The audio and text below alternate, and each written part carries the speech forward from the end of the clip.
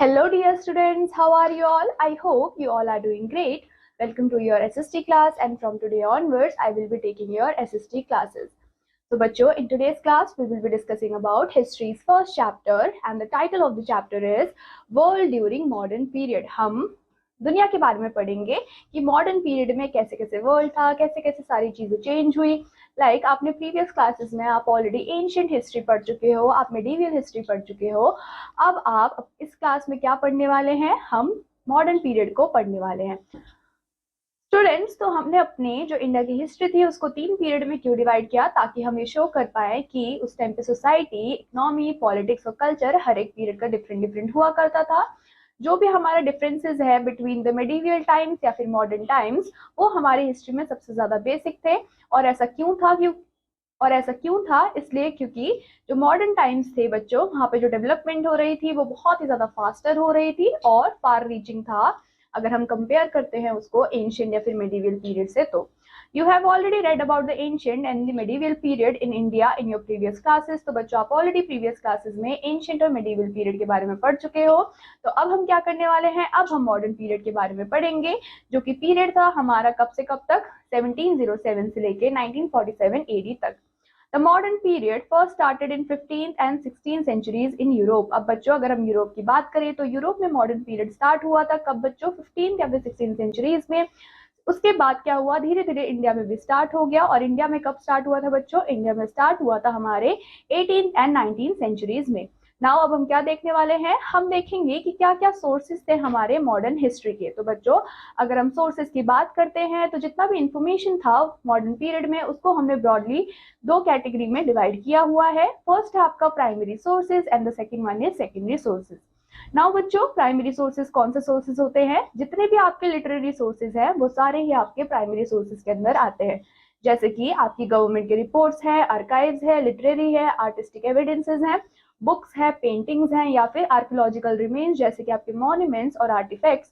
ये सारी ही चीजें आपके प्राइमरी सोर्सेज के अंदर इंक्लूड होती है. अगर हम सेकेंडरी सोर्सेज की बात करते हैं तो जितने भी हमारे हिस्टोरियंस थे वो स्टडी करते थे और जो भी अपना क्या देते थे, व्यू पॉइंट देते थे प्राइमरी सोर्सेज को लेके, उन्हीं को ही हम सेकेंडरी सोर्सेज बोलते थे. फॉर एग्जाम्पल, जितने भी रिपोर्ट्स थे हिस्टोरियंस के, रिव्यूज थे, आर्टिकल्स थे, बुक्स थे, वो सारे ही हमारे बच्चों सेकेंडरी सोर्सेज हैं. Now coming to printed books. तो बच्चों, प्रिंटेड बुक भी क्या है? एक इंफॉर्मेशन का सोर्स है. अब बच्चों, जो हमारा मॉडर्न पीरियड है, मॉडर्न पीरियड तक आते आते हमने प्रिंटिंग मशीन का क्या कर लिया था? इन्वेंशन कर लिया था. एंड उस इन्वेंशन की वजह से हमने क्या किया? हमने बहुत सारे बुक्स को प्रिंट किया जो कि इंडियन और फॉरेन लैंग्वेजेस दोनों में ही अवेलेबल थे. और जिसने हमें क्या बताया कि various aspects of Indian life कैसी थी, कैसे वो रहते थे, क्या उनका कल्चर था, ये सारी ही चीजें हमें पता चली. These books also throw a good deal of light on the progress made by men in different fields. अब बच्चों, ये बुक उसके अलावा हमें क्या क्या चीजें बताती हैं कि एक मैन ने कैसे कैसे प्रोग्रेस किया, कैसे कैसे उसने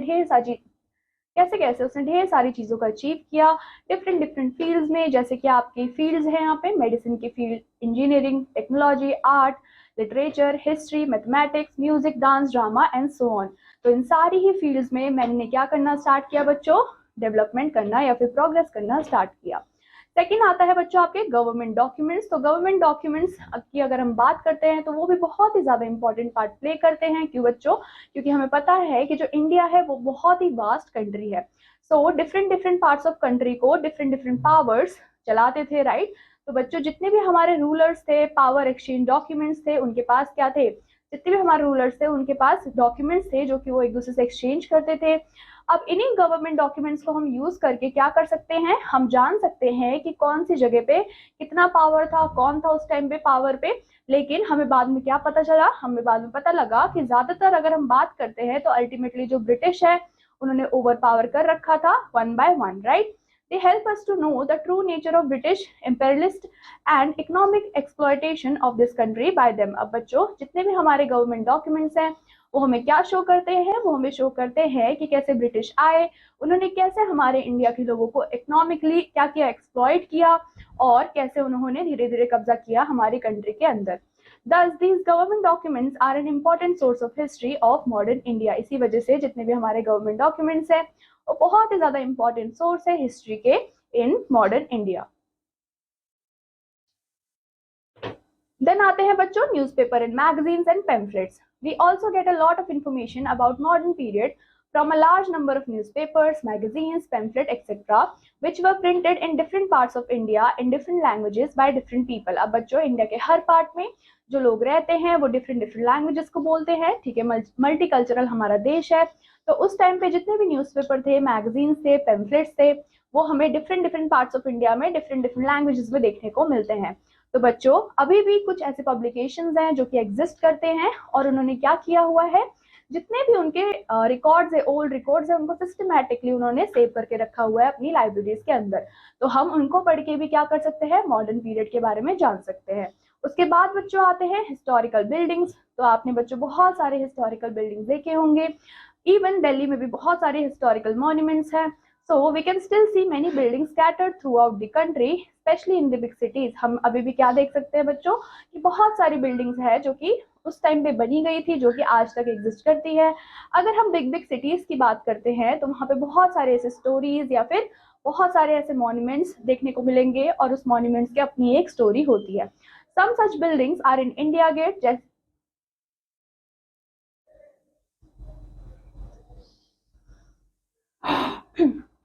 अब बच्चों ऐसी ही कुछ बिल्डिंग्स हमारे इंडिया में भी मौजूद है, जैसे कि आपका India gate, the central secretariat, the Rashtrapati Bhavan, the parliament house, the Birla house etcetera. ये सारे ही बिल्डिंग क्या है बच्चों, हमारे नेशनल वेल्थ को तो रिप्रेजेंट कर ही रहे हैं, उसके अलावा हमें ये भी बताते हैं कि कैसे हमने आर्किटेक्चर डेवलपमेंट किया इंडिया में, राइट.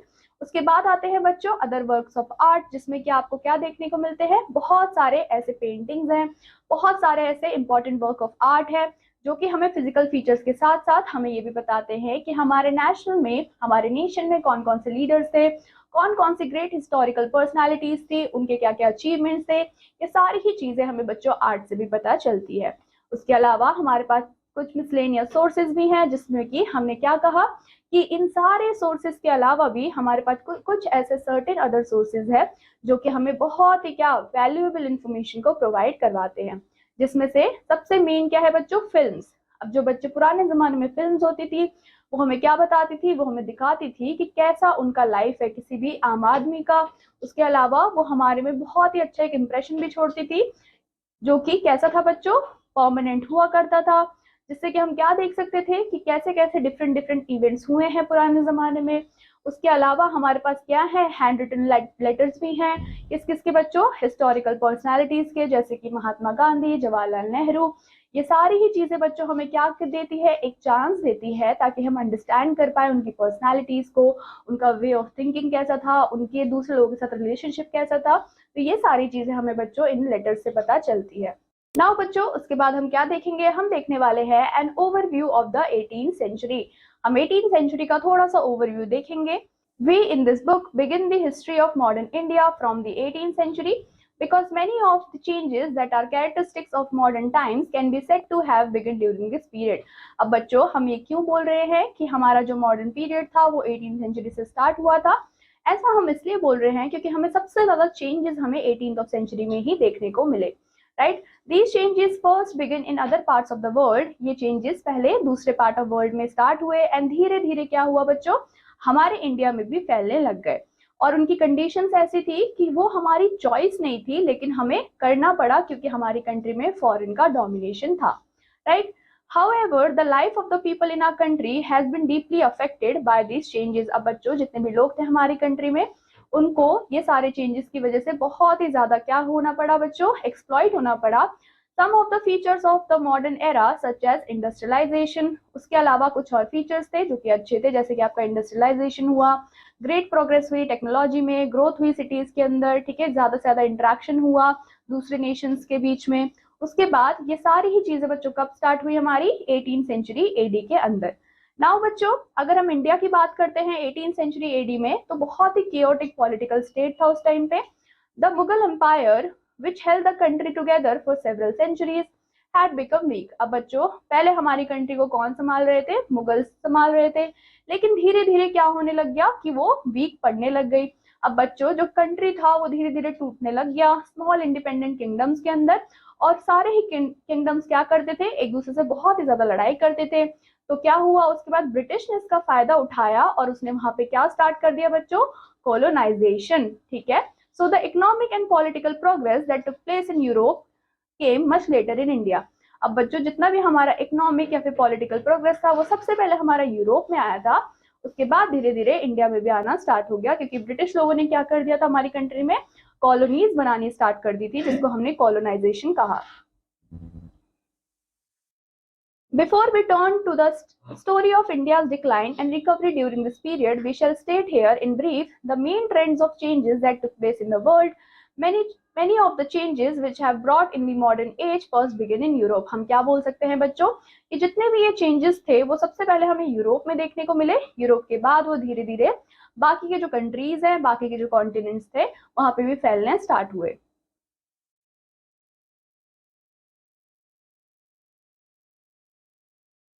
Now बच्चों coming to renaissance and its effect on the people of Europe. Now बच्चों रेनेसेंस की अगर हम बात करते हैं तो उसका मतलब क्या होता है.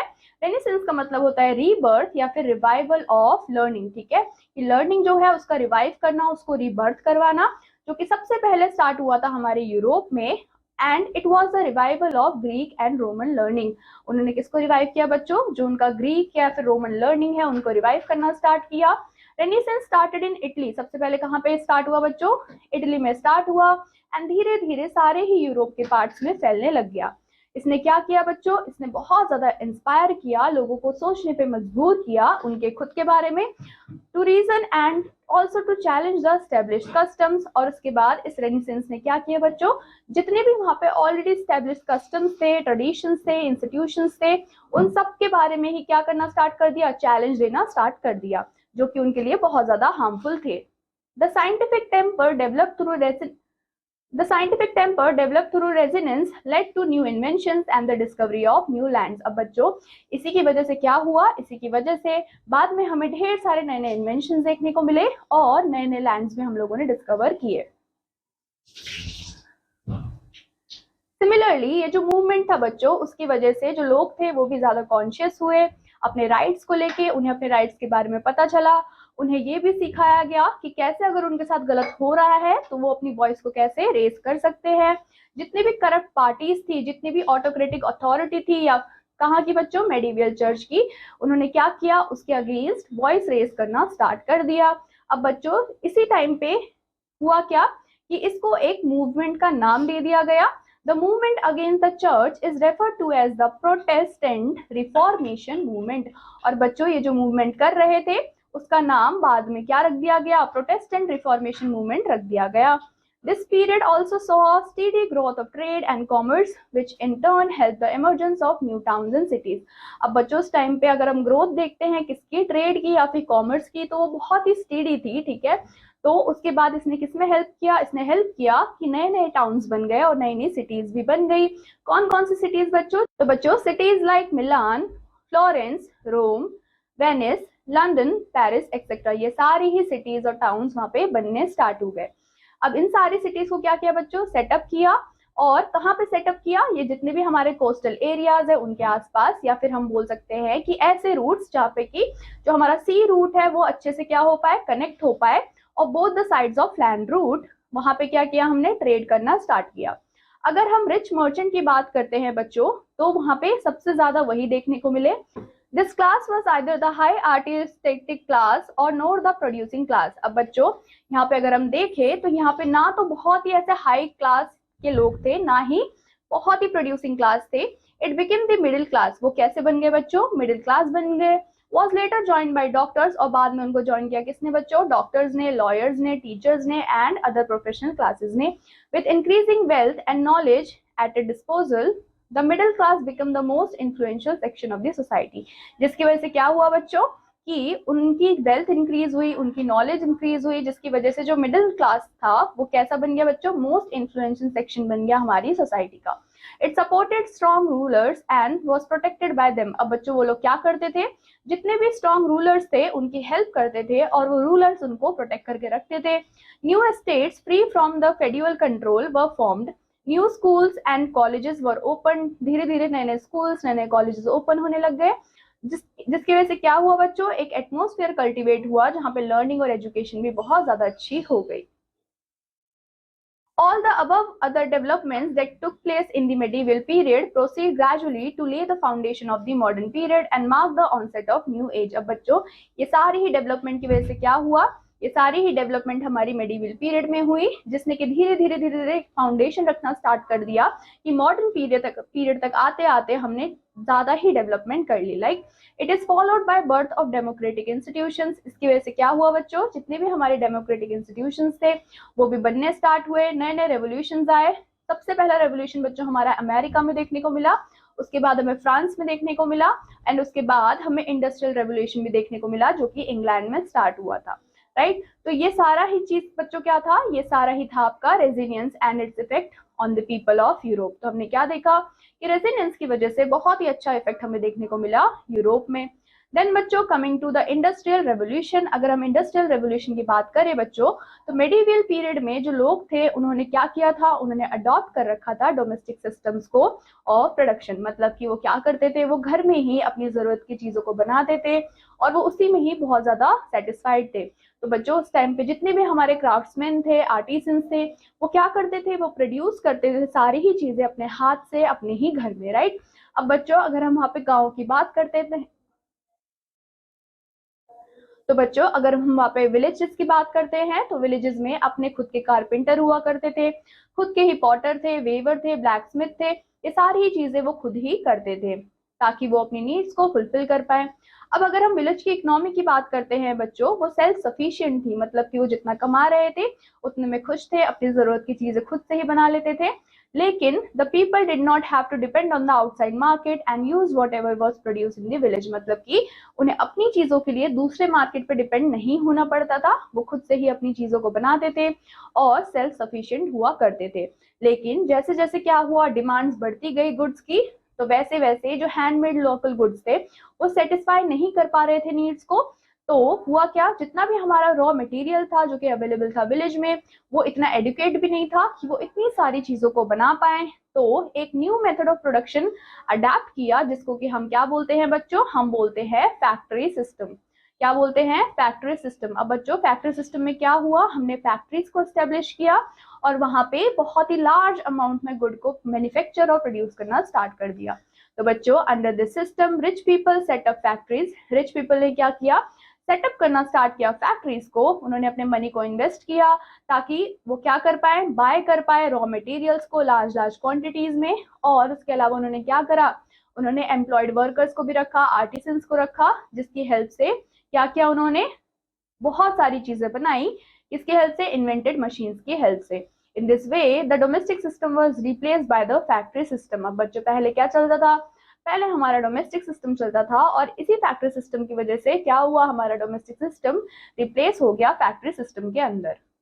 Goods produced by hand in small quantities were soon outnumbered by machine-made goods manufactured at a rapid pace. अब बच्चों जितने भी हमारे गुड्स थे जो कि हम अपने हैंड से क्या कर रहे थे, बना रहे थे, स्मॉल स्मॉल क्वांटिटीज में वो रिप्लेस कर दिए गए. किससे, हमारे मशीन मेड गुड्स से जो कि मैन्युफैक्चर हो रहे थे बहुत ही रैपिड pace पे. Right, this new technique of production which brought about drastic changes in the economy is referred to as the industrial revolution. और इसकी वजह से क्या हुआ बच्चों, इसी न्यू टेक्निक ऑफ प्रोडक्शन को हमने क्या बोला, हमने अपना इंडस्ट्रियल रेवोल्यूशन बोला, क्योंकि इंडस्ट्रियल रेवोल्यूशन की वजह से बहुत ज्यादा ड्रास्टिक चेंज हमें देखने को मिला इकोनॉमी में. क्योंकि इकोनॉमी भी क्या हुई बच्चों, धीरे धीरे बढ़ने लग गई. वो ज्यादा से ज्यादा अमाउंट मैन्युफैक्चर करते थे, उतना ही ज्यादा वो लोग बेचते थे. तो इकोनॉमी में हमें बहुत ज्यादा चेंज देखने को मिला.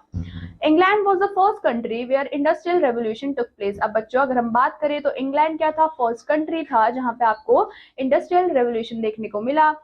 By 1750, there were many new inventions in England as a result of a scientific spirit inspired by resonance. ठीक है, अब 1750 तक आते आते इंग्लैंड में ढेर सारे नए नए इन्वेंशंस भी हमें देखने को मिले, जैसे कि द स्पिनिंग जेनी जो कि इन्वेंट किया था हमारे जेम्स हैगरविज ने. वैसे ही वाटर फ्रेम जो कि इन्वेंट किया था बच्चों किसने, आर्कराइट ने.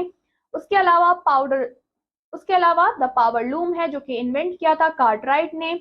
एंड द स्पिनिंग म्यूल जो कि किसने इन्वेंट किया था बच्चों, क्रॉम्पटन ने.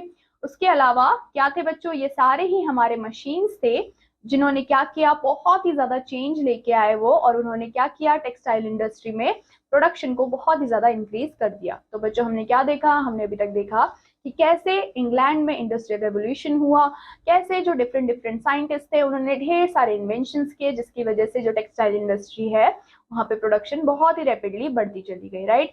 नाउ अब हम बात करेंगे बच्चों किसकी, इन्वेंशंस कौन कौन सी थी 18th सेंचुरी में।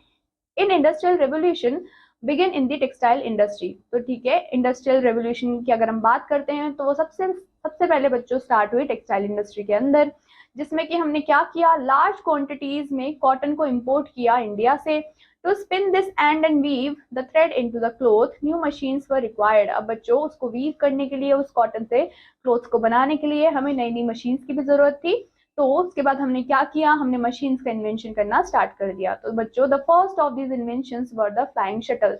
सबसे पहला इन्वेंशन क्या था हमारा, फ्लाइंग शटल का था, जो कि किसने किया था, जॉन के ने किया था। एंड द स्पिनिंग जेनी, क्या बनाया उसके बाद, स्पिनिंग जेनी बनाया, जो कि हार्ग्रीव्स ने बनाया था। उसके अलावा अब बच्चों जो स्पिनिंग जेनी था वो हेल्प करता था ताकि हम कॉटन को बहुत ही फास्टली क्या कर पाए बच्चों, स्पिन करते रहें। The water frame of Arkwright and the spinning mule of Crompton help to make the finer and cheaper thread. अब बच्चों इन दोनों की जो मशीन थी, इन दोनों की जो इन्वेंशन थी, उसने हेल्प किया ताकि हम जो कॉटन है उसको ज्यादा फाइनर कर पाए और चीपर थ्रेड यूज करके भी उसको बना पाए। उसके अलावा अगर हम एली व्हिटनी की बात करते हैं बच्चों, तो उन्होंने इन्वेंट किया था कॉटन गिन को, which help to separate seeds from the cotton 300 time faster than by hand। अब उसने क्या हेल्प किया बच्चों, कि हम जो कॉटन के सीड्स होते हैं उनको बहुत ही फास्ट रेट पे क्या कर सकते हैं, हम उसको सेपरेट कर सकते हैं। He was the first to use mass production methods in his arms factory। अब बच्चों वो पहला ऐसा आदमी था जिसने क्या यूज किया, मास प्रोडक्शन मेथड को यूज किया अपने आर्म्स फैक्ट्री के अंदर।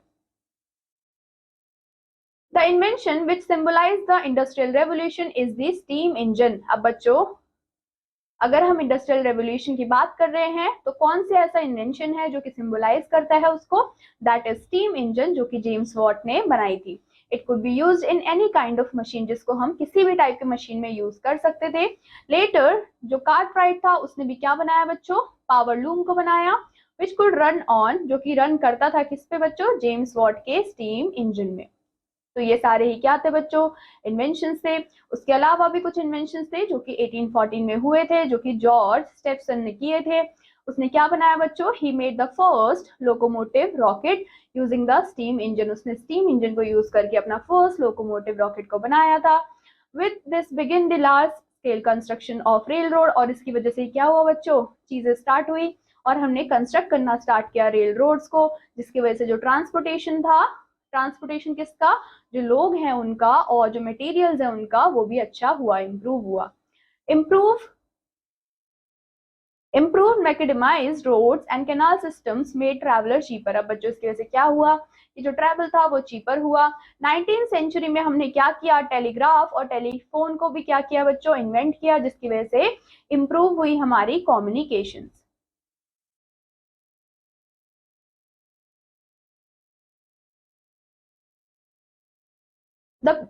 The blast furnace helped to process iron to steel, which could in turn produce metal machines। अब बच्चों जो हमारा ब्लास्ट फर्नेस था उसने क्या किया, उसने हेल्प किया ताकि हम क्या कर पाए, हम प्रोसेस कर पाए आयरन को स्टील के अंदर, सो दैट कि हम बेटर मशीन्स को प्रोड्यूस कर पाए। यहाँ पे क्या था बच्चों, एक रेवोल्यूशन था, कहाँ पे, एग्रीकल्चर में भी, क्योंकि हमने क्या देखा कि हमने नई नई फार्म मशीनरी को बनाया, जैसे कि स्टील प्लाउज और मैकेनिकल ड्रिल, ये सारी चीजें भी हमने बनाई ताकि हम एग्रीकल्चर में भी डेवलपमेंट कर पाए। The discovery of new sea routes led to a tremendous growth of trade. अब बच्चों हमने क्या किया, हमने डिस्कवरी की किसकी, नए नए सी रूट्स की, जिसकी वजह से हमें बहुत ज्यादा ग्रोथ मिली किसके अंदर बच्चों, ट्रेड के अंदर।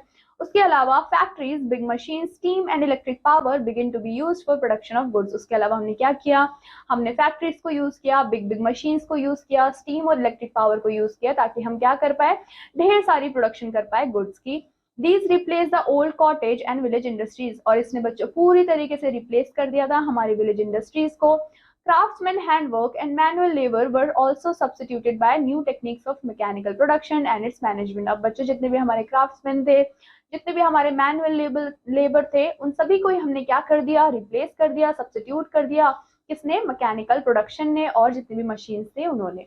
All this changes took place during the industrial revolution. और बच्चों ये सारे ही चेंजेस हमें कब देखने को मिले, जब इंडस्ट्रियल रेवोल्यूशन चल रहा था। Now बच्चों, coming to rise of capitalism. One of the most important results of the industrial revolution was the rise of capitalism. Capitalism क्या है बच्चों? एक इकोनॉमिक सिस्टम है जिसमें कि हम क्या कर रहे हैं, हम प्रोडक्शन और डिस्ट्रीब्यूशन कर रहे हैं गुड्स का, depend on the private capital, wealth are controlled by a few person called capitalist. अब बच्चों जो कैपिटल है उसको हम, तो बच्चों जो कैपिटल है उसको कंट्रोल कौन कर रहा था, उसको कुछ पर्सन्स क्या कर रहे थे, कंट्रोल कर रहे थे, जिसको हम कैपिटलिस्ट के नाम से भी जानते हैं. In due course the capitalist made profits for themselves. अब बच्चों जो कैपिटलिस्ट थे वो क्या करते थे, अपने लिए तो वो प्रॉफिट कमा लेते थे, लेकिन जितने भी वर्कर्स थे, जितने भी वेज अर्नर्स थे, वो क्या हो गए थे, वो बहुत ही ज्यादा डेप्रिवेट हो गए थे of their share in profits. उनको बहुत ही कम प्रॉफिट हुआ करता था. तो ये सारी ही कंडीशंस थी हमारे वर्कर्स की और वेज अर्नर्स की, लेकिन जो कैपिटलिस्ट थे वो अपना प्रॉफिट अच्छे से निकाल पा रहे थे. देन आता है बच्चों आपका imperialism and colonialism. The rise of industrial revolution in Western Europe led to a demand of raw materials and markets for finished products. अब बच्चों क्या हुआ, इंडस्ट्रियल रेवोल्यूशन की वजह से जो डिमांड थी वो बढ़ती चली गई वेस्टर्न यूरोप में, जिसकी वजह से हमें क्या करना पड़ा, हमें ढेर सारे रॉ मटेरियल्स को यूज करना पड़ा और फिनिश प्रोडक्ट्स को बनाना पड़ा.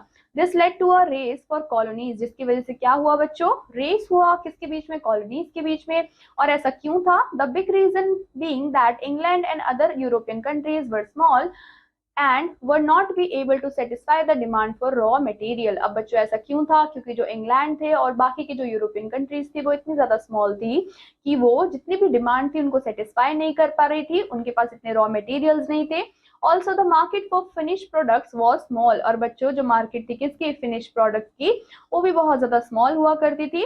इस डिमांड की वजह से क्या हुआ, जो लोग थे वो ऑल्टरनेटिव रिसोर्सेज या फिर सोर्सेज को ढूंढने लग गए, जिसकी वजह से बच्चों हमें कॉलोनिज्म और इंपेरियलिज्म देखने को मिला. अगर हम बच्चों इंपेरियलिज्म की बात करते हैं तो ये जो वर्ड है वो लैटिन वर्ड से आया है जिसका मतलब होता है इंपेरियम, और इंपेरियम का मतलब होता है बच्चों पावर.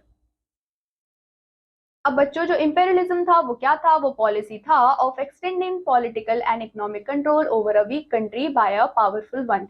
तो इंपेरियलिज्म में क्या होता था बच्चों, जो भी स्ट्रॉन्ग कंट्री होती थी तो वो क्या करती थी, वो पॉलिटिकली और इकोनॉमिकली क्या करती थी, जितने भी हमारे वीकर स्टेट्स होते थे, सिटीज होती थी, कंट्रीज होती थी, उन पे क्या करती थी, उन पे हमला करती थी और उनको अपने कब्जे में करती थी. The phenomena gained strength in the 19th century AD. अब बच्चों जो फिनोमिना है उन्होंने कहाँ पे अपना स्ट्रेंथ गेन किया, हमारे 19th सेंचुरी में, largely due to the industrial revolution. और ऐसा क्यों था, क्योंकि इंडस्ट्रियल रेवोल्यूशन तब तक हो चुका था. The pursue for colonies increase during the 19th century. अब बच्चों जो भी हमारा परस्यू था कॉलोनी को लेके वो बहुत ही जल्दी जल्दी बढ़ता चला जा रहा था 19th सेंचुरी एडी में. Countries of Asia and Africa begin to conquered by the imperialist. अब बच्चों जो इंपेरियलिस्ट थे वो क्या कर रहे थे, एशिया और अफ्रीका को कॉन्क्योर करने लग गए थे. The governments of this countries were weak. और बच्चों अगर हम एशिया और अफ्रीका की बात करते हैं तो वहां की जो गवर्नमेंट थी वो बहुत ही ज्यादा वीक थी और वो क्या नहीं कर पा रहे थे, वो रेजिस्ट नहीं कर पा रहे थे पावरफुल यूरोपियंस को. तो उन्हें धीरे धीरे क्या करना पड़ा, उनके कहे अनुसार काम को करना पड़ा. The improvements in the transport made the spread of imperialism easier. अब बच्चों उन्होंने क्या किया, उन्होंने इंप्रूवमेंट करवाया ट्रांसपोर्ट का, जिसकी वजह से जो इंपेरियलिज्म था वो भी ईजी हो गया. In course of time, the whole of Asia and Africa was divided among the imperialist powers led by Britain, France, Belgium, USA and later Japan. अब बाद में हमें क्या देखने को मिला बच्चों, इस imperialism की वजह से जितने भी हमारे पावरफुल क्या थे, कंट्रीज थे, जैसे कि आपका ब्रिटेन है, फ्रांस है, बेल्जियम है, यूएसए और बाद में जापान, इन सब ने ही अफ्रीका और एशिया पे धीरे धीरे कब्जा करना स्टार्ट कर दिया. The end result was that by 1940 AD, almost the whole of the non-industrialized world had come under the control of a few industrialized countries. अब उसके बाद हमें क्या देखने को मिला एंड रिजल्ट में बच्चों, कि 1940 एडी तक आते आते जितने भी हमारे नॉन इंडस्ट्रियलाइज वर्ल्ड थे वो भी धीरे धीरे इंडस्ट्रीज की तरफ बढ़ने लगे और इंडस्ट्रियलाइज कंट्रीज बनते चले गए.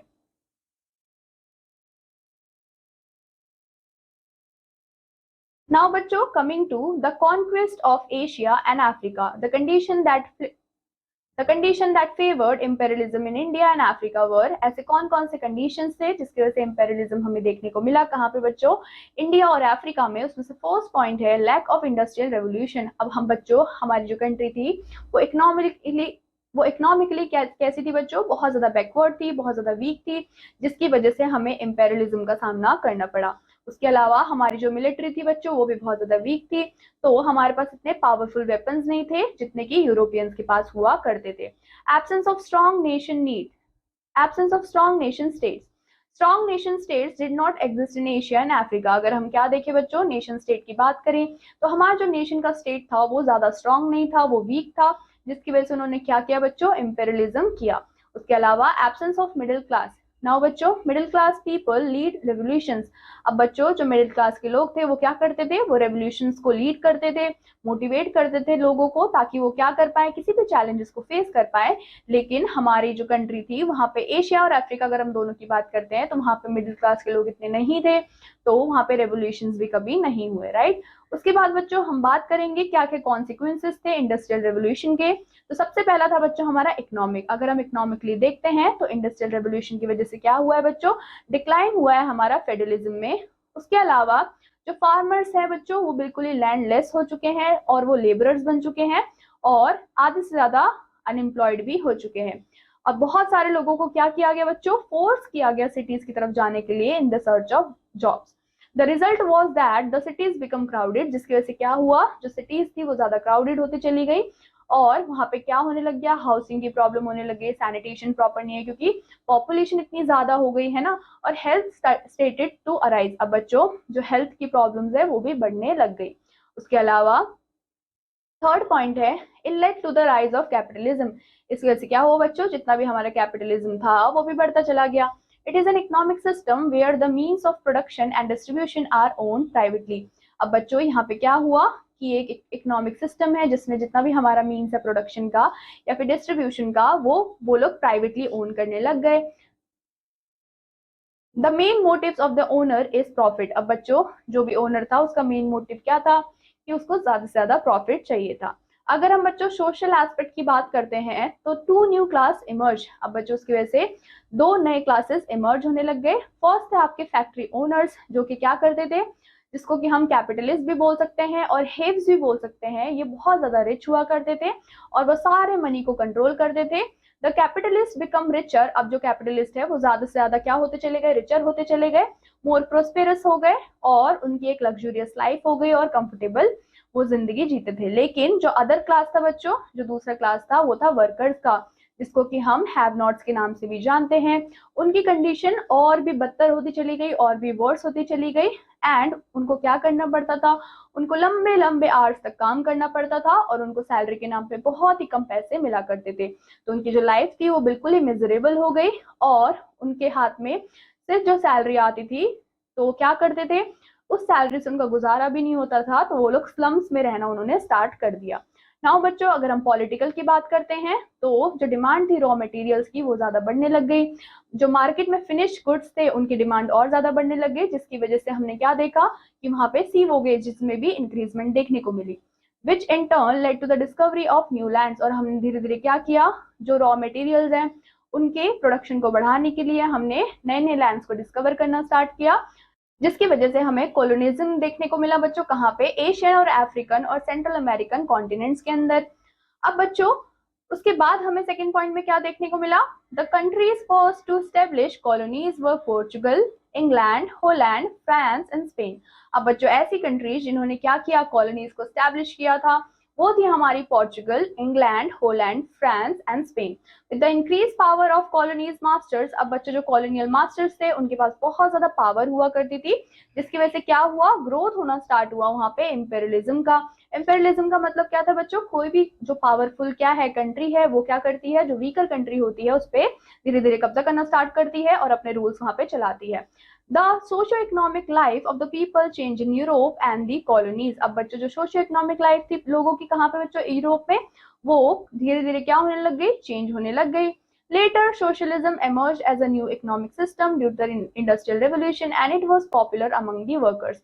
और धीरे धीरे बच्चों आप वहां पे क्या देखने को मिला, सोशलिज्म भी देखने को मिला, जो कि इंडस्ट्रियल रेवोल्यूशन की वजह से हमें वहां पे देखने को मिला। It was the opposite of capitalism and wanted the means of production and distribution to be in the hands of state, not owned privately। और वो लोग क्या चाहते थे बच्चों, सोशलिज्म में वो ये चाहते थे, जो कि बिल्कुल ही अपोजिट था हमारे कैपिटलिज्म से, और किससे बच्चों, इम्पेरियलिज्म से। वो चाहते थे कि जितने भी मीन्स है प्रोडक्शन के, जितने भी मीन्स है डिस्ट्रीब्यूशन के, वो कोई भी प्राइवेटली ओन ना करके उसको स्टेट के हाथ में दे दिया जाए। The profit was to be shared equally by, और जितना भी प्रॉफिट होता है वो सारे ही लोग इक्वली उसको शेयर करें। ये था हमारा बच्चों सोशलिज्म। उसके बाद आता है बच्चों आपका द अमेरिकन रेवोल्यूशन। अब बच्चों हम बात करेंगे द अमेरिकन रेवोल्यूशन की। तो बच्चों in the latter half of the 18th century there were revolutions in America and France. अब बच्चों अगर हम बात करें किसकी, 18th सेंचुरी की, तो लेटर हाफ में हमें रेवोल्यूशन देखने को मिले कहाँ पे, अमेरिका और फ्रांस में। तो बच्चों ये बहुत ही ज्यादा डिफरेंट है इंडस्ट्रियल रेवोल्यूशन से, क्योंकि ये पॉलिटिकल रेवोल्यूशन से, ठीक है। अब बच्चों इन रेवोल्यूशंस में लोग क्या चाहते थे, लोग चाहते थे कि जितना भी एक्सप्लॉयटेशन उनका हो रहा है वो बिल्कुल भी ना हो, क्योंकि वो उनके राइट्स के अगेंस्ट थे। और वो क्या चाहते थे कि जो सिस्टम है गवर्नमेंट का वो भी चेंज हो जाए। The common people of America and France wanted to set up democratic governments. अब बच्चों जो कॉमन पीपल थे कहाँ के, अमेरिका के और फ्रांस के, वो चाहते थे कि उनकी कंट्री में डेमोक्रेटिक गवर्नमेंट हो, जो कि क्या प्रोवाइड करे, जो कि प्रोवाइड करे इक्वालिटी को और फ्रीडम को, राइट। देन बच्चों once the continent of America was discovered, जैसे ही क्या हुआ, जो अमेरिका का कॉन्टिनेंट है वो डिस्कवर हुआ, तो जो जितने भी हमारे यूरोपियंस थे वो धीरे धीरे क्या होने लग गए बच्चों, वहां पे डिफरेंट डिफरेंट पार्ट्स में सेटल होने लग गए। जो फ्रेंच थे बच्चों वो सेटल होने लग गए नॉर्थ में, जिसको कि आप आज के टाइम पे कनाडा के नाम से जानते हो। जो हमारे स्पेनिश थे वो कहाँ पे सेटल होने लग गए बच्चों, central part. And the British जो है वो कहाँ पे होने लग गए सेटल बच्चों, ईस्टर्न पार्ट में of America. They drove away the native red Indians and settled in 13 colonies. वो क्या होने लग गए बच्चों, 13 colonies में वहां पे settle हो गए। The British government, however, exercised its authority over these peoples and ruled the colonies with the help of British governors, who did not care much for welfare of the settlers, as new taxes were imposed on them one after another, and the settlers protested. अब बच्चों हुआ क्या कि जितने भी हमारे settlers थे जो कि वहां पे आके बैठे, तो वो जो गवर्नमेंट थी वो क्या करती थी, वो उन्हीं कॉलोनीज को रूल करने लग गई थी और उनके ऊपर ढेर सारे वो टैक्स लगाती थी, और जो सेटलर्स थे वो प्रोटेस्ट करने लग गए थे। They felt that since the British Parliament did not have any representative from the colonies, it had no right to tax them. अब उन्होंने क्या बोला, उनको ऐसा लगा कि ब्रिटिश पार्लियामेंट के पास कोई भी अपना रिप्रेजेंटेटिव नहीं है, रिप्रेजेंटेटिव फॉर्म ऑफ कॉलोनीज नहीं है, तो उनके पास कोई भी राइट नहीं है कि उनसे टैक्स लिया जाए। तो उन्होंने एक स्लोगन को रेज किया, जो कि क्या था बच्चों, नो टैक्सेशन विदाउट रिप्रेजेंटेशन। क्या था बच्चों स्लोगन, स्लोगन था no taxation without representation. By 19th century the writings of English and French philosophers, अब बच्चों 19th सेंचुरी में कुछ कौन थे, कुछ राइटर्स थे जो कि इंग्लिश और फ्रेंच फिलोसफर्स हुआ करते थे, जैसे कि थॉमस, वॉल्टेयर, रोसेउ, उसके अलावा मॉन्टेस्क्यू। ये सारे ही क्या थे बच्चों, ये सारे ही कॉन्शियस थे अपने राइट्स को लेके, और उनको पता था कि उनके राइट्स क्या है और उनको कैसे प्रोटेक्ट करना है। When a new tax was imposed on tea, in spite of their protest, some colonies disguised as Red Indians entered a ship in the Boston harbor and threw the chest of tea into the sea. अब बच्चों हुआ क्या, जैसे ही tax impose हुआ किस पे बच्चों, T पे, जबकि वो प्रोटेस्ट कर रहे थे, तो कुछ कॉलोनीज ने क्या किया बच्चों, वो एंटर हुए शिप में जो कि बॉस्टन हार्बर में था, और उन्होंने जितनी भी हमारी टी थी उसको कहाँ फेंक दिया, उसको सी के अंदर फेंक दिया। और इसी इंसिडेंट को हम क्या बोलते हैं, बॉस्टन टी पार्टी के नाम से भी जानते हैं। But the government in England did not pay any heed to the protesters made by the settlers. लेकिन जो गवर्नमेंट थी इंग्लैंड की, उन्होंने प्रोटेस्टर पे बिल्कुल भी ध्यान नहीं दिया। War and conflict started between British army and the colonies. उसके बाद क्या हुआ बच्चों, बहुत ज्यादा कॉन्फ्लिक्ट होने लग गई, बहुत ज्यादा वॉर्स होने लग गए, किसके बीच में, ब्रिटिश आर्मी और कॉलोनीज के बीच में। Finally, on 4th of July 1776, the people of 13 colonies declared themselves independent. उसके बाद क्या हुआ, 4th of July 1776 में जो 13 कॉलोनीज बनी थी बच्चों, उन्होंने खुद को इंडिपेंडेंट डिक्लेयर कर दिया। The declaration of independence was framed bye, किसने फ्रेम किया बच्चों, थॉमस जेफरसन ने फ्रेम किया। It is one of the most important documents as it declared that every individual enjoys the right to free himself from oppressive rule. अब बच्चों वो सारे ही लोग कैसे थे बच्चों, बहुत ही खुश थे, और ये जो डॉक्यूमेंट था ये बहुत ज्यादा इंपॉर्टेंट था, क्योंकि वो क्या कर सकते थे, अपने जो इंडिविजुअल राइट्स थे उनको एंजॉय कर सकते थे। अब बच्चों लेकिन जो ब्रिटिश गवर्नमेंट थी उन्होंने बहुत ट्राई किया कि वो सप्रेस कर पाए रिवोल्यूशन को। Inspired by the new ideas the colonies fought undaunted and gain their independence from the British rule. लेकिन ब्रिटिश गवर्नमेंट उसमें नाकाम रही। जो कॉलोनिस्ट थे उन्होंने क्या किया बच्चों, अपनी इंडिपेंडेंस ले ली ब्रिटिश लोगों से। As 13 American colonies join to form the, अब बच्चों जो वो 13 अमेरिकन कॉलोनीज थी उन्होंने क्या किया, वो आपस में जुड़े और उन्होंने फॉर्म किया United State of America. A new constitution was written including the bill of rights, और उन्होंने क्या किया बच्चों, अपना एक नया कॉन्स्टिट्यूशन लिखा, संविधान लिखा, जो कि जिसमें कि इंक्लूड था हमारे बिल ऑफ राइट्स, मतलब कि हर एक इंडिविजुअल के अपने एक राइट्स होते हैं जिनको कोई भी वॉयलेट नहीं कर सकता। This was the first constitution in the world. बच्चों ये पहला कॉन्स्टिट्यूशन था जो कि वर्ल्ड में हमें देखने को मिला, जिसमें कि क्या गारंटी थी कि हमें फ्रीडम ऑफ स्पीच मिलेगी, फ्रीडम ऑफ थॉट मिलेगा, एंड हम अपने जो भी आइडियाज है उनको एक्सप्रेस कर सकते हैं, अपने व्यूज को एक्सप्रेस कर सकते हैं, और सारे ही सिटीजन के बीच में एक इक्वालिटी भी होगी। The American revolution also known as the American war of independence. अब बच्चों जो अमेरिकन रेवोल्यूशन था उसको हम अमेरिकन वॉर ऑफ इंडिपेंडेंस के नाम से भी जानते हैं। एंड इसका बहुत ही ग्रेट इम्पैक्ट था किस पे बच्चों, जितने भी हमारे ओप्रेस्ड लोग थे ऑल ओवर द वर्ल्ड, सबको ही इस रेवोल्यूशन ने बहुत ज्यादा इंस्पायर किया। नाउ बच्चों कमिंग टू फ्रेंच रेवोल्यूशन। अब बच्चों जैसे ही हमने देखा कि अमेरिकन रेवोल्यूशन को ग्रेट सक्सेस मिली, तो जो फ्रांस था उसने भी क्या किया, उन्होंने भी डिसाइड किया कि हमें भी क्या करना चाहिए बच्चों, रेवोल्यूशन करना चाहिए, सो दैट कि हमें भी इंडिपेंडेंस मिले। The French society was divided into 3 class called states. जो फ्रेंच सोसाइटी थी वो 3 क्लासेस में डिवाइड थी, जिसको हम स्टेट्स बोलते थे। सबसे फर्स्ट स्टेट था बच्चों विच इज कंप्राइज्ड ऑफ क्लेगरी। कौन थे बच्चों, क्लेगरी थे, जिसको कि हम ऑफिशियल्स के नाम से भी जानते थे। सेकंड थे हमारे nobility, and the third are the commons. Third कौन थे बच्चों, थर्ड हमारे कॉमन्स लोग थे। The condition of the third state was miserable. वैसे ही बच्चों यहाँ पे जो थर्ड स्टेट के लोग थे जो कि कॉमन्स थे, उनकी जो हालत थी वो बहुत ही ज्यादा खराब थी, बहुत ही ज्यादा मिजरेबल थी।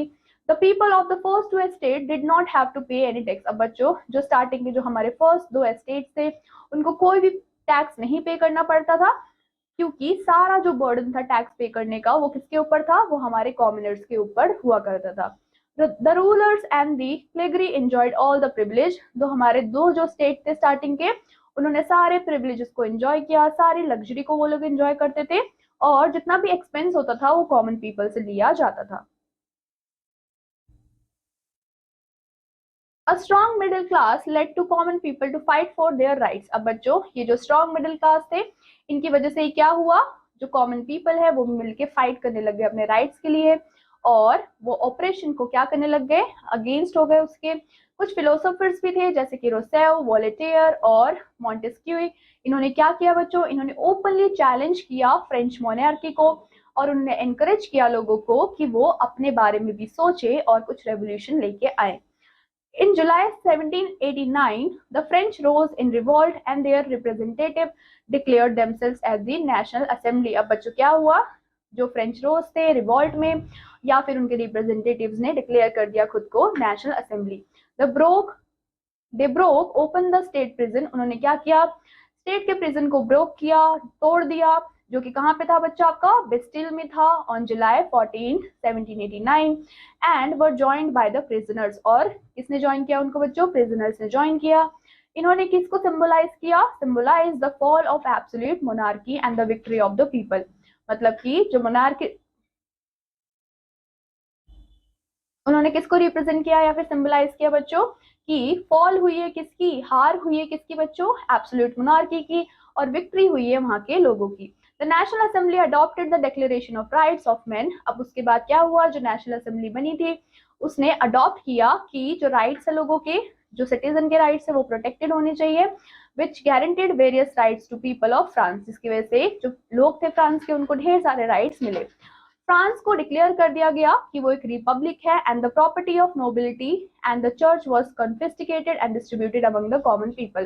तो बच्चों जितना भी प्रॉपर्टी था किसका, बाकी के जो 2 स्टेट्स का, वो सारा ही बांट दिया गया कॉमन लोगों के अंदर।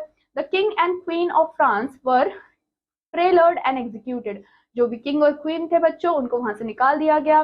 Liberty, fraternity and equality become the guiding principles of those people of France. अब बच्चों जो फ्रीडम थी, फ्रीडम का मतलब लिबर्टी, फेटर्निटी मतलब ब्रदरहुड, एंड इक्वालिटी, ये तीनों ही चीजें आपको फ्रांस में उसके बाद देखने को मिली। देन बच्चों हमारे पास आता है growth of nationalism. The growth of nationalism was a significant development in the 19th century. अगर हम ग्रोथ की बात करते हैं तो 19th सेंचुरी में हमें सबसे ज्यादा देखने को मिली। अब बच्चों नेशनलिज्म क्या था? ये एक कॉन्सेप्ट था। कौन सा कॉन्सेप्ट बच्चों? मॉडर्न कॉन्सेप्ट था।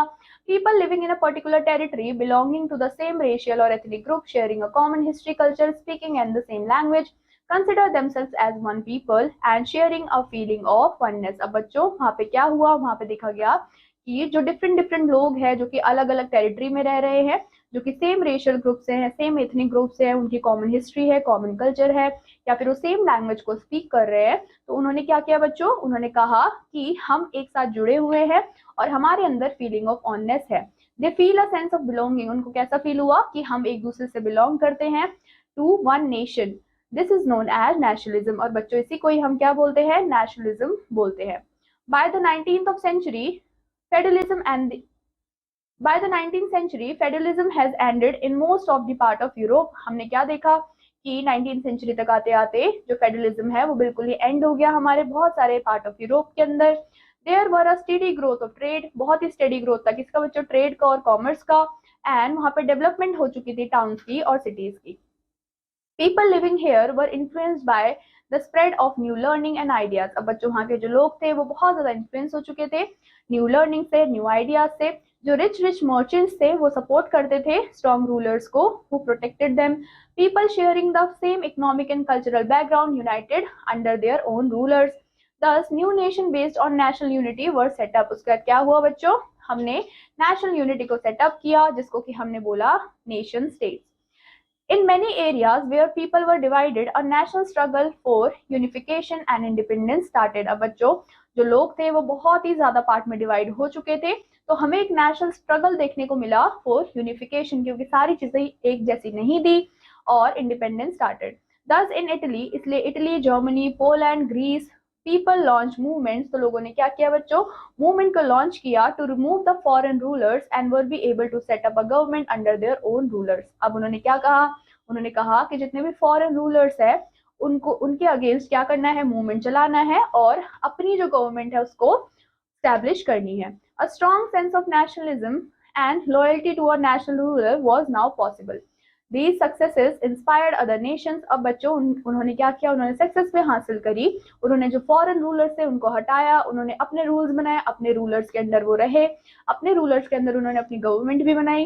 तो बच्चों ये जो स्टोरी थी, ये जो चीज हुई, इसकी वजह से जो बाकी के जो नेशंस थे वो भी बहुत ज्यादा इंस्पायर हुए और उन्होंने क्या करना स्टार्ट कर दिया? उन्होंने फाइट करना स्टार्ट कर दिया फॉर देयर इंडिपेंडेंस।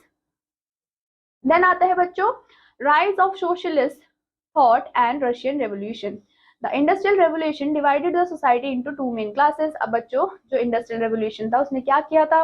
उसने सोसाइटी को दो क्लासेस में डिवाइड कर दिया था। फर्स्ट थे आपके हेव्स और सेकंड थे आपके हैव नोट्स, ठीक है। Then the capitalist control the production. जितने भी कैपिटलिस्ट थे वो क्या करते थे? वो कंट्रोल करते थे प्रोडक्शन को और वो मोनोपोलाइज करते थे प्रॉफिट को। मतलब जितना भी प्रॉफिट होता था वो अपने पास रख लेते थे, लेकिन जो वर्कर्स होते थे उनका वेज बहुत ही ज्यादा कम था।